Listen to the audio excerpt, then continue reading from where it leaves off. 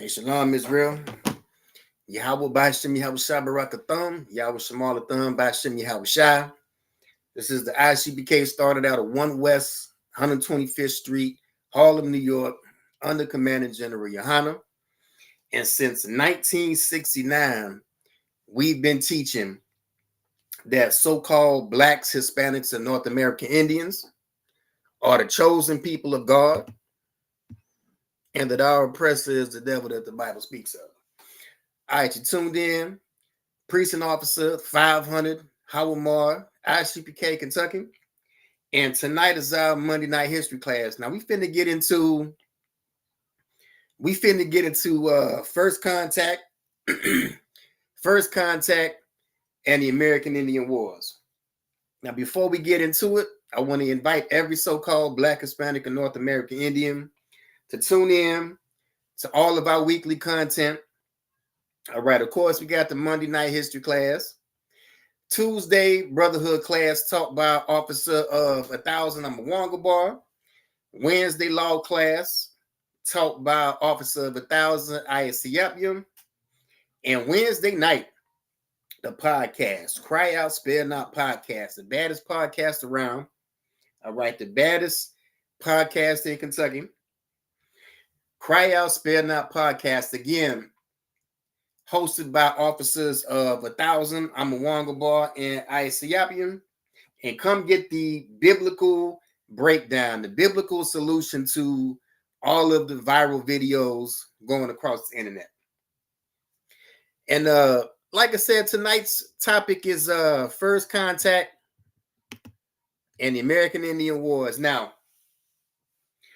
when we're talking about first contact, I'm talking about the first contact that led to permanent European settlements in the Western Hemisphere. All right, in the so-called New World. I'm not talking about the stories of Vikings in the Americas. I'm not talking about stories of people like William the Conqueror in the Americas. All right, I'm just talking about first contact, dealing with permanent settlements and permanent colonies in the Americas that led to the longest wars in world history. All right, and when I'm talking about the longest wars in world history, I'm talking about the wars between the European colonial powers and the indigenous people of the Americas. Now, we can't get into it unless we first talk about Christopher Columbus. All right, we can't talk about first contact in the New World unless we talk about Christopher Columbus. All right, first source. All right, the Portuguese Columbus, secret agent of King John II. Now, it's been out for quite some time that the name Christopher Columbus was just a pseudonym for a Portuguese Jew named Salvador Zarco. All right, it says Columbus must have been a natural nobleman, a prince's love child with access to a privileged education. The author adds a refinement of snobbery, which comes perilously close to racism. All right, again, we can't talk about first contact and the American Indian Wars until we get into the person that first jumped this thing off. All right, again, it's been out for some time that the name Columbus is just a pseudonym for a Portuguese Jew named Salvador Zarco. Now, again, a source, Portuguese Columbus, secret agent of King John II. Here's King John right here. All right, here's an image of King John II, King of Portugal, 1481 to 1495. And John I, 1357 to 1433. So we're giving you a lineage of people. And it's already come to light again that Christopher Columbus, aka Salvador Zarco, was a Marrano Jew or a Converso Jew, or what was known as a Sephardic Jew. All right, Sephardic Jew, Portuguese Jew, Marrano Jew, all different titles that mean the same thing. And again, it's been known for quite some time that he was not an Italian. And again, it's been known for some time that he was a Portuguese Jew or a Sephardic Jew or a crypto Jew. All right. No country, land, sea, or people in the world were named India prior to 1492. The subcontinent of the nation and country known today as India did not become officially so named until the later arrival and permanent British presence in the 1700s. Meaning what? That in 1492, when Columbus came to the so-called New World, there was no country named India. All right, so what am I saying? That the name India or the name Indian in reference to the indigenous people of the Americas did not come from the belief that he was lost, did not come from the belief that he was traveling to India and got lost and believed he was in South Asia somewhere. All right. It's been out for some time now that Columbus knew exactly where he was going, knew exactly where to go, and knew exactly who he would see when he got to the Americas. All right. So again, here's proof that the name Indian in reference to the indigenous people does not come from the belief that he thought he was in India, because again, in 1492, the country of India didn't exist. Let's walk.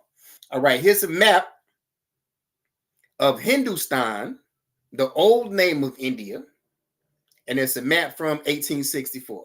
All right, again, Hindustan was the old name for India. All right, we don't get the name India until British occupation. All right, and again, this map is from 1864. All right, Los Indios is a Spanish term that translates to the people of God and was used by Columbus to describe the people he encountered in the Caribbean when he arrived in the New World in 1492. All right, Columbus was charmed by the people he met and wrote about them in a letter to Ferdinand and Isabella, calling them Los Gentes Indios. All right, Los Gentes Indios means the people of God or the children of God. All right, it was shortened to Los Indios, from Los Indios to Indios. And then over time, when you get into the English language, this is where the word Indian comes from. All right, so again, the word Indian comes from the belief that Columbus encountered the children of God or the people of God or the Israelites in America. All right, and again, not the myth that he was somehow lost and thought he was in India. All right, because again, the name India doesn't even exist until we have British occupation of that continent. Here's your source right here. All right, the name Indian comes from the belief that Christopher Columbus encountered the children of God in the New World. And of course, the indigenous people of the Americas, North, Central, and South, and the Caribbean islands, of course, were the children of God. Look at the fringes. Look at the fringes on the shirt. All right, look at the fringes on the garment. Look at the war belt. All right, the fringes on the garment, the war belt, the headpiece, just like we dress in the ISUPK today under Commander General Yohana. If you want proof in the Bible, we'll do Numbers 15:38. We'll do Numbers 15:38. Speaking to the children of Israel and bid them that they make fringes in the borders of their garments throughout their generation, and that they put upon the fringe of the borders a ribbon of blue. All right, so it's in the Bible, Numbers 15:38, that the children of Israel, the children of God, all right, would wear fringes on the borders of their garments throughout all of their generations. All right, and what do we see with the indigenous people of the Americas, North, Central, and South, and the Caribbean islands? You see fringes on the borders of the garments. All right, let's walk this down. All right, let's drop that. Let's go to 2nd Ezra 13:40. It says, those are the 10 tribes which were carried away prisoner out of their own land in the time of Osea the king, whom Salmanasar, the king of Assyria, led away captive, and he carried them over the waters, and so they came into another land. So we're talking about the 10 tribes of Israel. This was after the split in the kingdom between the northern kingdom and the southern kingdom, We have the northern kingdom going to slavery, going to captivity in Assyria. Verse 41. But they took this counsel among themselves that they would leave the multitude of the heathen and go forth into a further country where no man never dwelt. We're talking about the northern kingdom of Israel after our captivity in Assyria, traveling to the so-called New World where never mankind dwelt. And we're talking about the indigenous people of the Americas. We're talking about headpieces, borders of blue, and fringes on the garments. All right. Now this is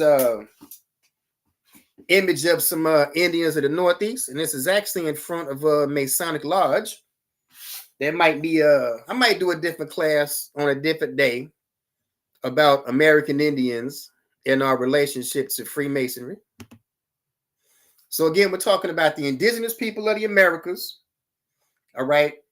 The people that came out of captivity in Assyria, came to the New World where never mankind dwelt. We're talking about the 10 tribes of Israel.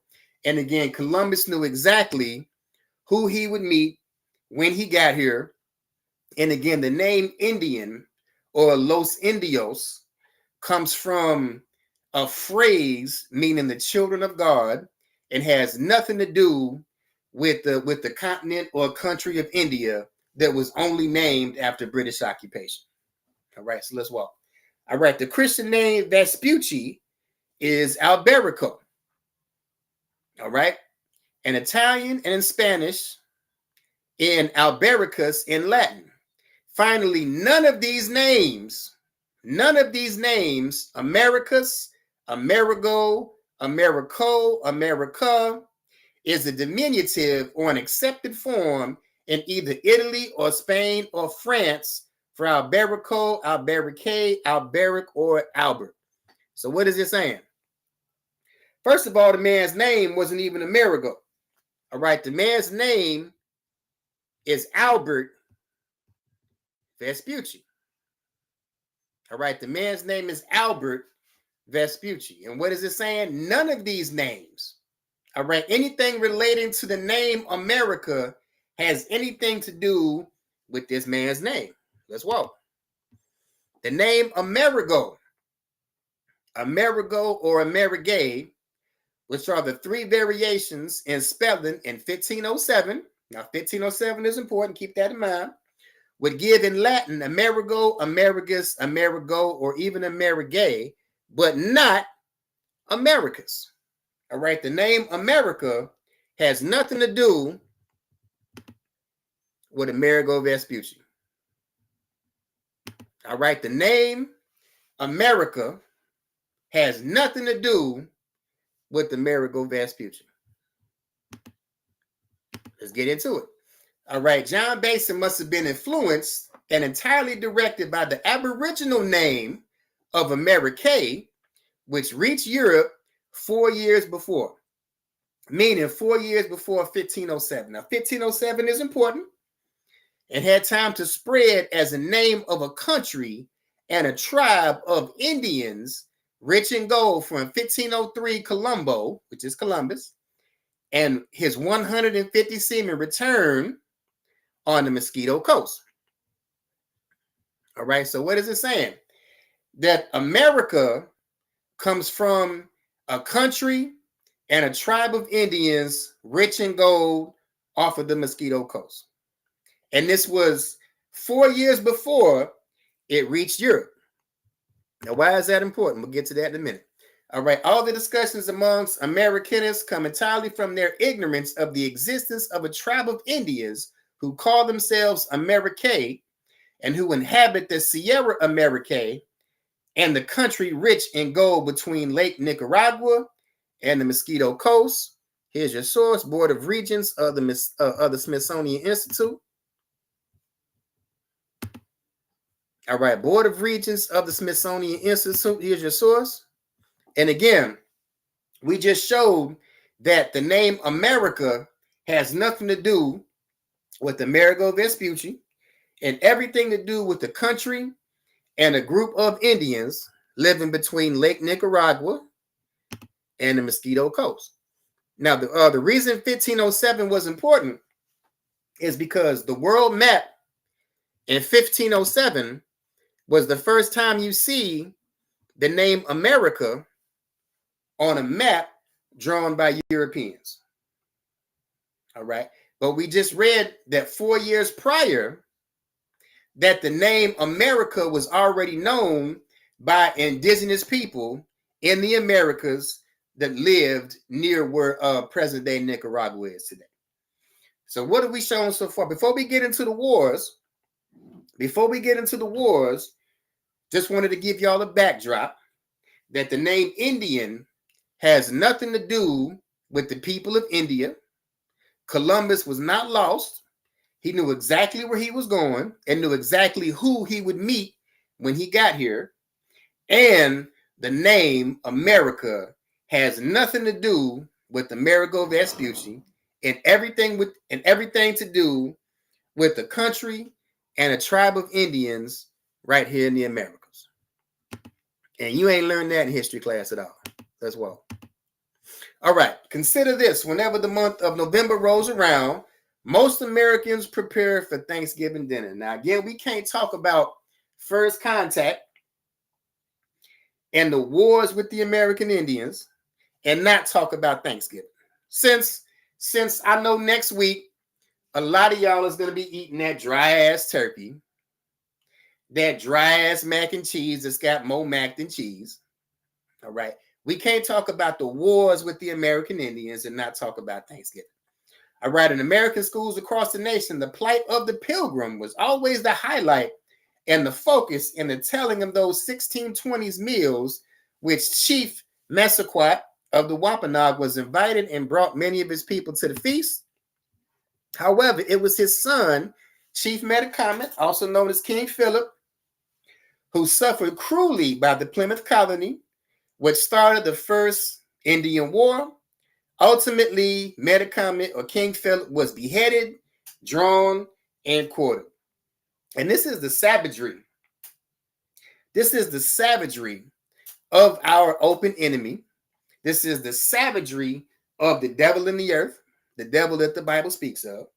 All right. The first Indian War started when Chief Metacomet or King Philip was beheaded, drawn, and quartered. And what drawn and quartered means is that his limbs were tied to horses and he was ripped apart by the seams. All right. This is what kicked off the Indian Wars. And again, that's the topic of tonight's class. All right. Subsequently, Metacomet's head was sold for 30 shillings in the Plymouth colony, the going rate for an Indian head at the time. The head was spiked and carried through the streets of Plymouth before it was put on display at Plymouth Colony Fort for the next 25 years. Knowing that one could profit from Indian heads in the American colonies, including the heads of men, women, and children, became open season on the lives of American Indian people. Now, again, we're talking about the wars. We're talking about the wars between European settlers, European powers, European colonists, and the indigenous people in the New World. All right. It says author Tommy Orange, and the prologue of his book calls it a land deal meal. He writes, 2 years later, there was another similar meal meant to symbolize eternal friendship. 200 Indians dropped dead that night from a supposed unknown poison. In celebration, the Massachusetts Bay Colony held a Thanksgiving celebration that included kicking the heads of Pequot people through the streets like soccer balls. All right. And this is the origin of sports teams using Indian heads as logos or Indian heads as mascots, like the Cleveland Indians, Washington Redskins, things like that. All right, it says Massachusetts Bay Colony held a Thanksgiving celebration that included kicking the heads of Pequot people through the streets like soccer balls. All right, this is what Thanksgiving means. This is the origin of Thanksgiving. This is the cruelty and the savagery of our enemy, the devil that the Bible speaks of. All right, he says, volunteer militia under Colonel John Shivington came to kill us. They did more than kill us. They tore us up, mutilated us, broke our fingers, took our rings, cut off our ears to take our silver, and scalped us for hair. They tore unborn babies out of bellies. They broke soft babies' heads against the trees, and they took our body parts as trophies and displayed them on a stage in downtown Denver. All right, this is the savagery of our people. It said, broke fingers to take our rings away, cut our ears off to take our earrings, and scalped us for hair. All right. It's always been a misconception in American history that we started scalping. All right. Here's your proof right here. And I've got all the sources if you want to check them out. That our enemy, the European colonists, these people started scalping first. All right. These people started scalping our hair first. All right. It says they took and they broke soft babies' heads against trees, and they took our body parts as trophies and displayed them on a stage in downtown Denver. The same way they did the Mexican brother, I can't think of his name right now, but the Mexican brother who the story of Zorro was made up after. All right. Joaquin Murrieta. All right. Joaquin Murrieta, when he was taken in, all right, they cut off his head and pickled it in a jar. And his head was on display in San Francisco until 1901. All right, his head was on display in a jar until 1901. All right, again, this is the savagery of our enemy. All right, this massacre took place under the American flag, and the white flag indicated surrender.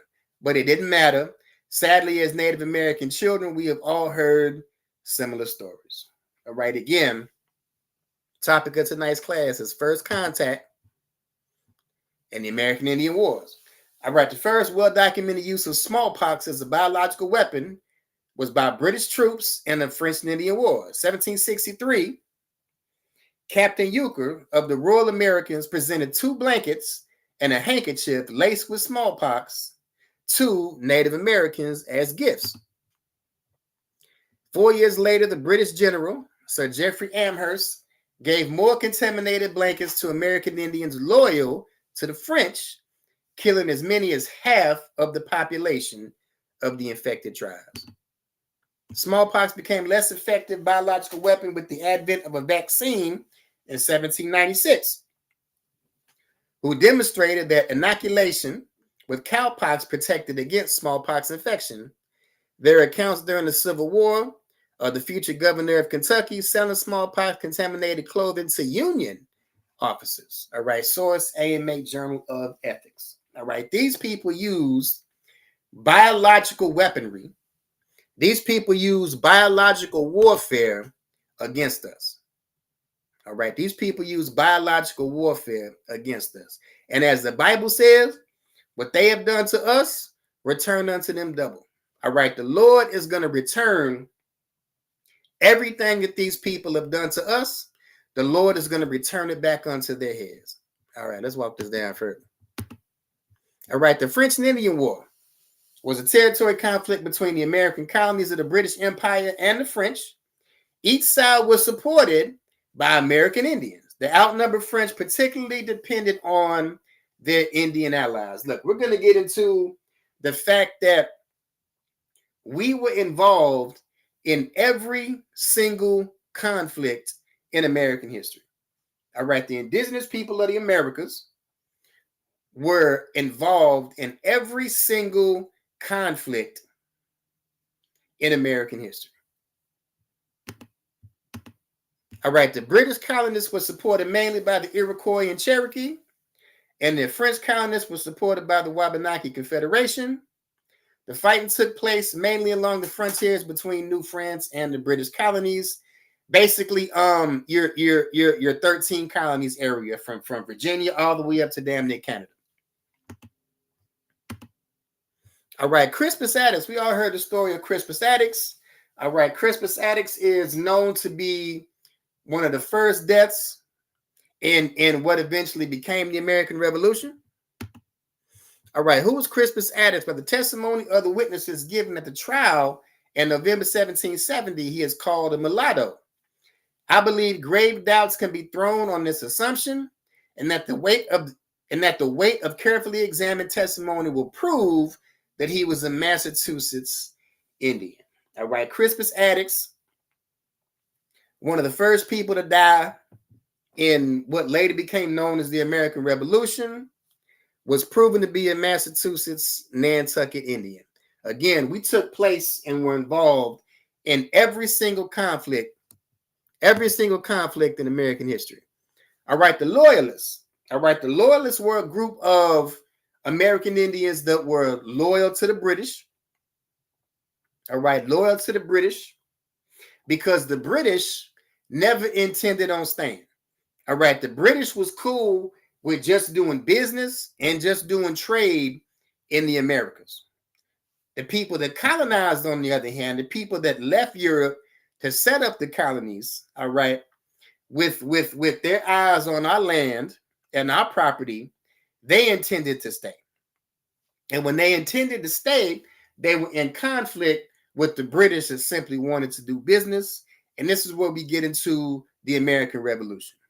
All right, so that's why you had American Indians that fought on the side of the British during the American Revolution.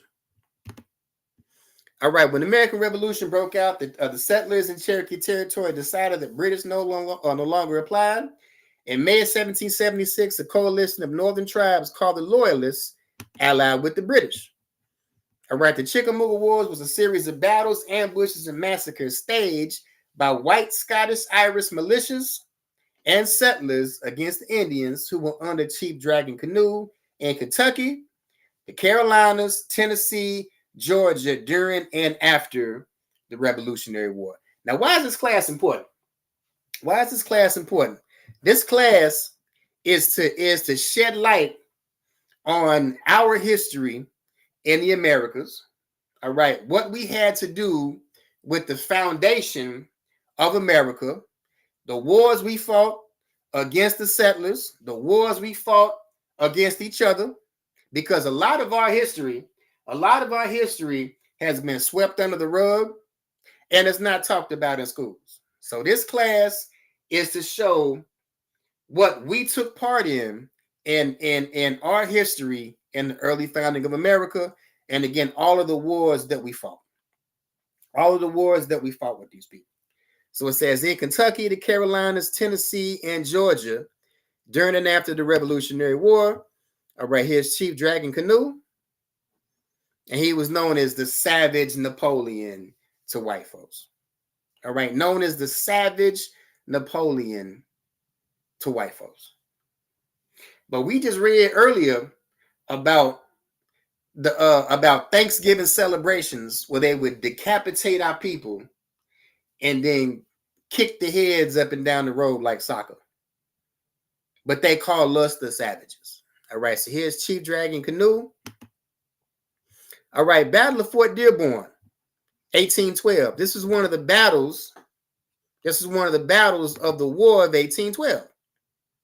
All right, Fort Dearborn was a battle between the United States troops and the Potawatomi Indians that occurred in present-day Chicago. And we're going to see just how present-day Chicago it was. It says this was part of the Battle of the War of 1812. It lasted 15 minutes and resulted in a complete victory for the Potawatomi.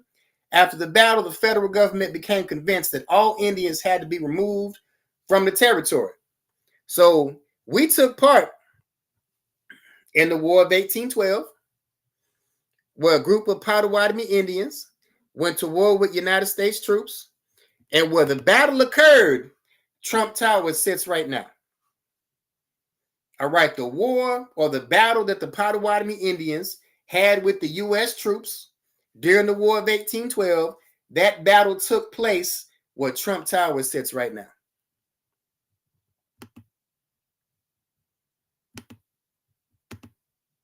All right, Chief John Gear.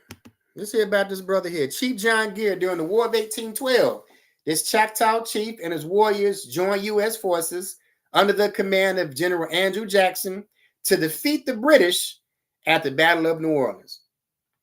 All right, during this battle of 1812, Andrew Jackson and his forces were struggling with the British at the Battle of New Orleans.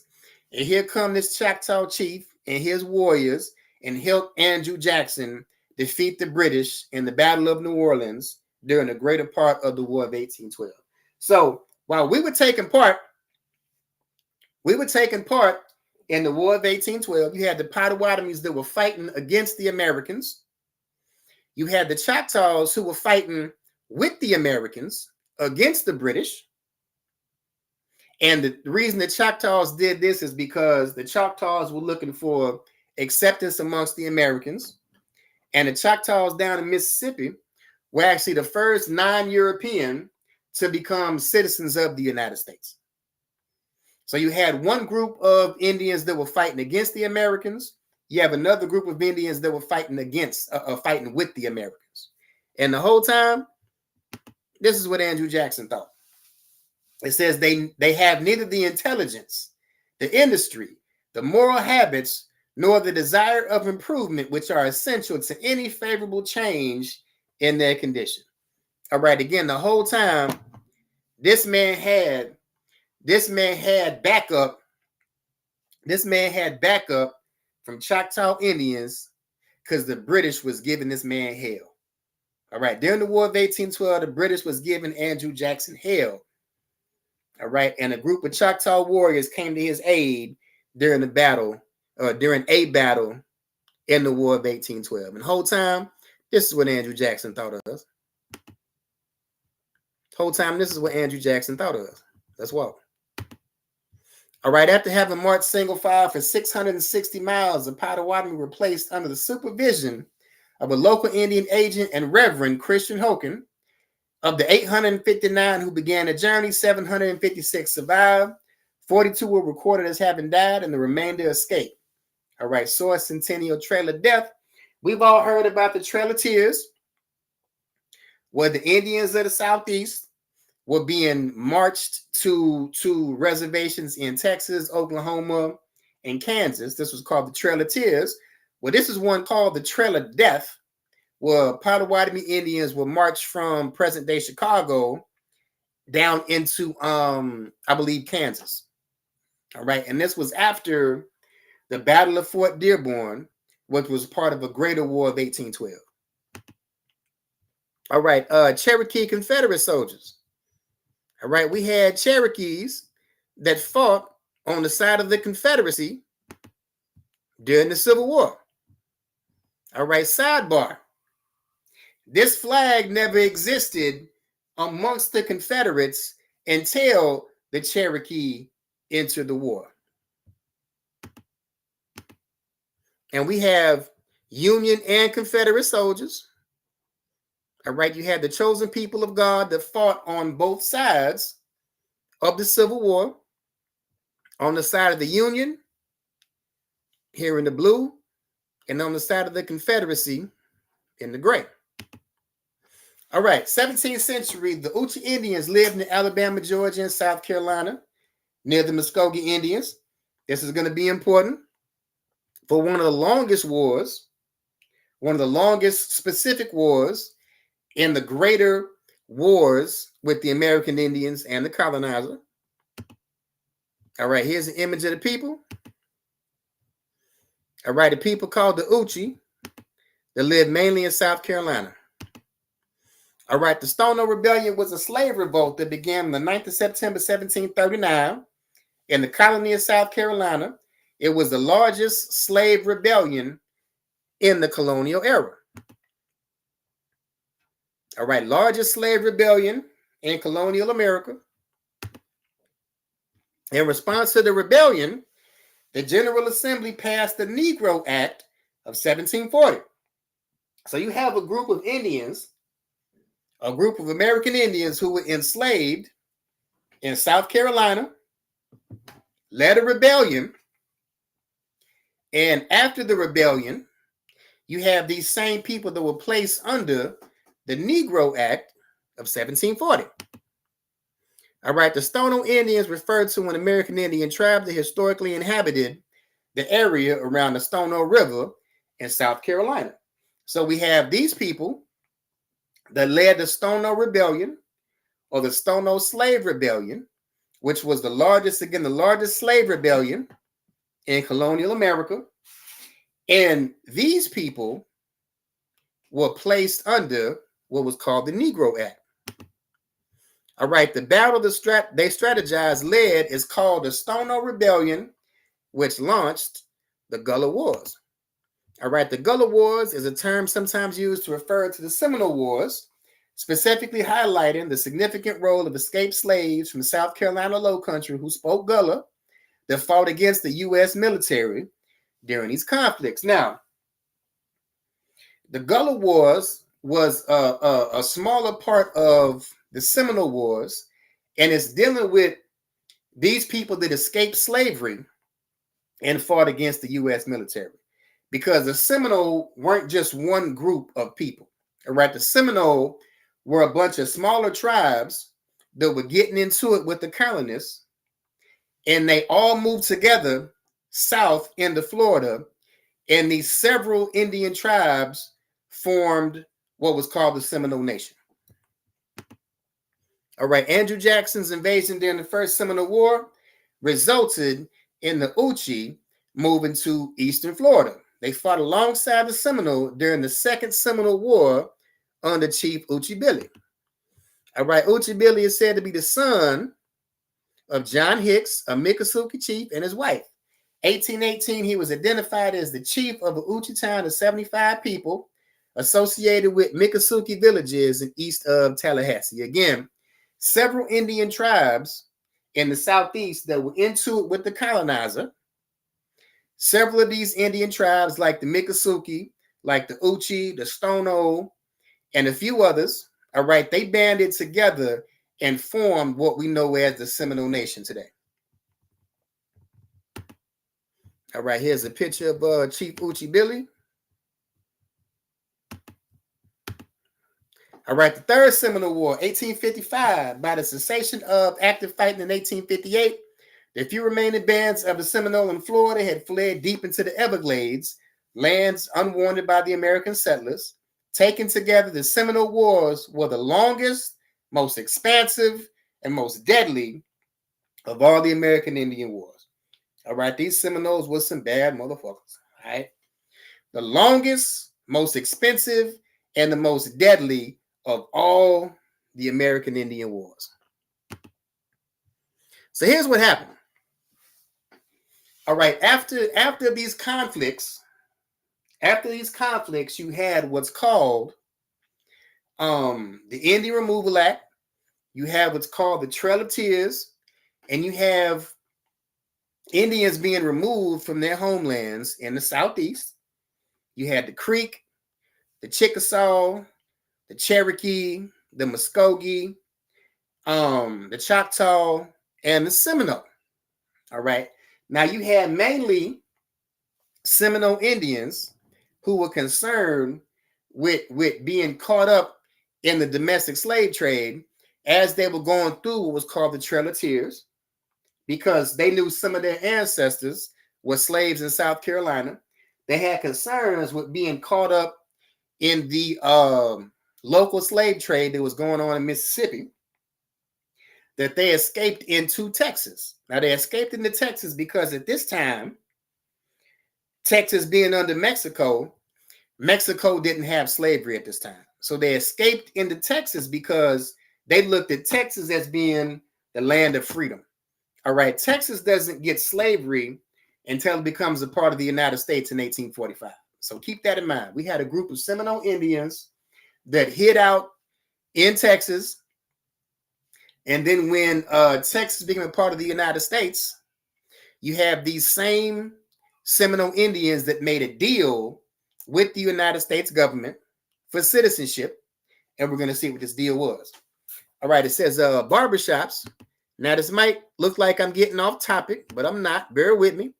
All right, barbershops were influential at the turn of the 19th century in the United States as African-American businesses helped to develop African-American culture and economy. Now, it's using the phrase African American, but I'm going to tell you it's somebody else. All right, according to Trudia Harris, in addition to its status as a gathering place, the Black barbershop also functioned as a complicated and often contradictory microcosm of a larger world. And it's just going to go into the history of it. But the idea is that barbershops started with Black people. All right, barbershops started with Black people. All right, barbershops from Black barbers at first mostly served wealthy Caucasians. In the latter part of the century, they opened barbershops in Black communities for serving Black people. All right, again, the origin of barbering comes from Black people. All right, here's a Black hairstyle, 1880s. And again, it might seem like I'm off topic, but I'm not. All right, this is an image of a Buffalo Soldier in the 1880s. If you look close, he's got the partner head, as we still wear parts today. And if you look at white folks from the same time period in the Old West, this is how they was coming. All right, this is how white folks was coming in the Old West. Now, why is this important? Why is this important? All right, Black Seminole Indian Scouts. Now, again, I said that Seminole Indians, for fear of being caught up in the domestic slave trade in Natchez, Mississippi, Seminole Indians hid out in Texas because Texas at this time didn't have slavery. Texas didn't get slavery until it became a part of the United States in 1845. All right, so again, we have Seminole Indians fearing being caught up in slavery in the new slave state.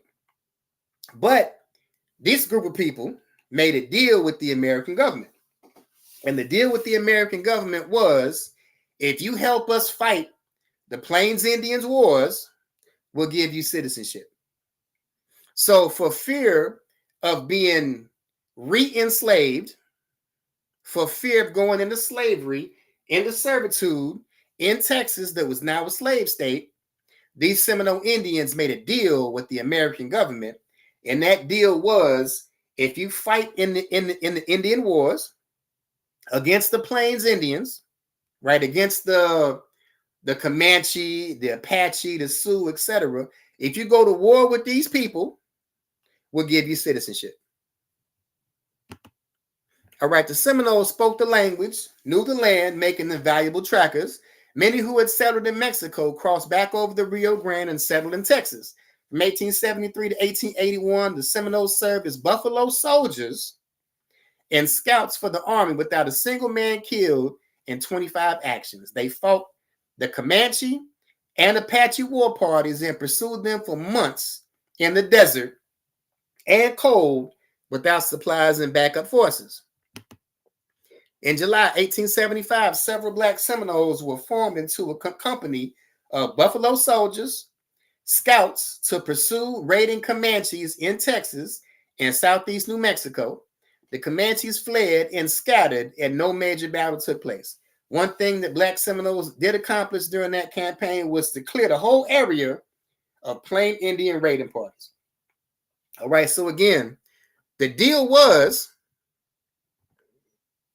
the American government said, we'll give you citizenship if you go to war with the Plains Indians, if you go to war with the Comanche, if you go to war with the Apache, if you go to war with the Sioux. All right. And these Buffalo Soldiers, aka these Seminole Scouts, cleared this whole area out. Which allowed for America's westward expansion, which allowed for America's manifest destiny, which allowed for America's from sea to shining sea, which also opened up the gold rush. All right. America used one group of Indians, the Seminoles, the Buffalo Soldiers, against another group of Indians, your Apache, your Comanche, your Sioux, your Plains Indians. And this is how it went down. All right, here's another Buffalo Soldier. All right, notice the partner here. We just read that the Buffalo Soldiers, all right, these Seminole Indians were used to clear out the Plains Indians to make room for westward expansion. And we have the Indians of the Southwest before and after assimilation. And one of the things we hear about is these people got their hair cut. That was the first thing that took place during assimilation, was a haircut. If you notice the part in the head. All right, the same part that these Buffalo soldiers are wearing. And again, we just shown that the art of barbering started with black folks in the Americas. Again, the source called them African Americans. I'm going to come out and say it. They were Seminole Indians, part of these Seminole Scouts that became Buffalo soldiers in Texas and were used by the American government to clear out the Indians in the Southwest, make room for westward expansion, make room for Sea to Shine and Sea, make room for Manifest Destiny, and eventually make room for the gold rush out west. All right, here's an image of some Seminole Indians, aka Buffalo soldiers. All right, 1873, Seminole Indians served as Buffalo soldiers and scouts for the Army without a single man killed in 25 actions. They fought the Comanche and Apache war parties and pursued them for months in the desert and cold without supplies or backup forces. Like I said, these Seminole Indians was bad. These Seminole Indians was bad. And America remembered the wars between Andrew Jackson and the Seminole Indians. All right, America remembered just how bad these Seminoles were and used them against the Comanche and the Apache to clear out that area and again make room for westward expansion and make room for Manifest Destiny. All right, these regiments served at a variety of posts in the Southwest and the Great Plains. They participated in most of the military campaigns in these areas and earned a distinguished record. 13 enlisted men and 6 officers from these 4 regiments earned a Medal of Honor in the Indian Wars. In addition to the military campaigns, the Buffalo soldiers served a variety of roles along the American frontier, from building roads to escorting U.S. mail. In April 17, 1875, regimental headquarters for the 10th Cavalry was transferred to Fort Concho, Texas. All right, source Black Valor. And of course, they were used to escort mail. Look, these white folks was terrified of these Indians in the plains, terrified of the Comanche, terrified of the Apache. So of course, they would use these brave men to do simple tasks like escorting U.S. mail. All right, the Buffalo soldiers fought in the Indian Wars, mapped unexplored lands, and helped open the West for settlement. They also served in national parks, including Yosemite, where they patrolled for poachers, timber thieves, and extinguished forest fires. All right, again, America remembered how bad these Indians was and how much hell they gave Andrew Jackson during the Seminole Wars and during the Gullah Wars, that they used them to fight off other Indians in these Indian wars out west.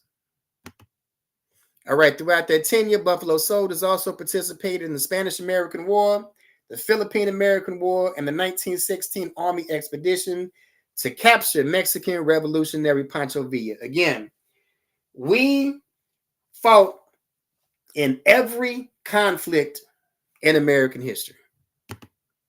All right, World War I, Buffalo soldiers were trained at Camp Sherman and served in France. World War II, the 92nd Infantry, the Buffalo Division, served in combat during the Italian campaign, and the 93rd served in the Pacific. All right, here's World War II. All right, World War I, the original Code Talkers, Oklahoma Historical Society. All right, when U.S. military codes kept being broken by the Germans in World War I, a Native American tribe came to their rescue. All right, again, we fought in every conflict that took place in American history, and most of the time, we fought on both sides. Most of the time, we fought on both sides. All right, in the American Revolution, we fought on both sides. In the War of 1812, we fought on both sides. In the Civil War, we fought on both sides. All right, in the Plains Indians Wars, we fought on both sides. And in World War I, we came to these people's rescue. All right, they just spoke their own language, which baffled the enemy and paved the way for other Native American code talkers in World War II. It's an irony that probably didn't go unnoticed by Choctaw soldiers fighting in World War I, while the tribe's children were being whipped for speaking their own native tongue at schools back in Oklahoma. On the battlefields of France, the Native American language was the much needed answer to a very big problem. So it was the indigenous language that helped win World War I. All right. It was called Code Talk. All right. It was called they were called the Native American Code Talkers. And this is what broke the code and helped the Allies win World War I. At the same time, their children were having their backs beat for speaking that same language in these boarding schools. All right, the white man is the devil that the Bible speaks of. White man is the devil that the Bible speaks of. All right, the remains of 5 American Indian children who died at indigenous boarding schools are being returned to their tribes over a century later. All right, officials identified 53 schools that had marked to unmarked burial sites containing the remains of children who died at these schools, often far from home. The agency documented 500 deaths in 19 of the schools, the report said. So again, these American Indian code talkers that came to the aid of the Allies during World War I and World War II, the indigenous languages that helped break the codes and baffle the enemy, is what helped win World War I and World War II. At the same time, the children of these people, the children of these war heroes, were being tortured in these schools for speaking the same language. All right, again, officials identified 53 schools that had marked or unmarked burial sites containing the remains of children who died at schools. The agency documented 500 deaths in 19 of the schools, the report said. So again, topic of tonight's class. Topic of tonight's class, first contact and the American Indian Wars. All right. Again, we took part in every single conflict in American history. All right. Oftentimes, and many a times, we fought against our best interests. All right. We talked about the Seminole Indians being used as buffalo soldiers to fight against the Plains Indians that helped open up the Westward Territory. All right. To help open up westward expansion, the gold rush, from sea to shining sea, manifest destiny. And the Seminole Indians were even used to colonize and cut the hair of the Indians out west. All right, the Plains Indians, your Comanche, your Apache, etc. All right. So with that, all right, ISUPK Kentucky. All right, tune in every Monday, 9 p.m. history class, live on all platforms. Again, Tuesday night brotherhood class, taught by Officer of 1,000. I'm a Wonga boy. Wednesday law class, taught by Officer of 1,000. ISUPK. Wednesday night, the podcast, Cry Out, Spare Not podcast. Come get the biblical breakdown, the biblical solution to all of the viral videos going across the internet. With that, we'll do one courtesy salute. Shalom. Yahweh Ba'Shem Yahweh Shai Barakatham. Yahweh Shemal Atham Ba'Shem Yahweh Shai. ISUPK Kentucky.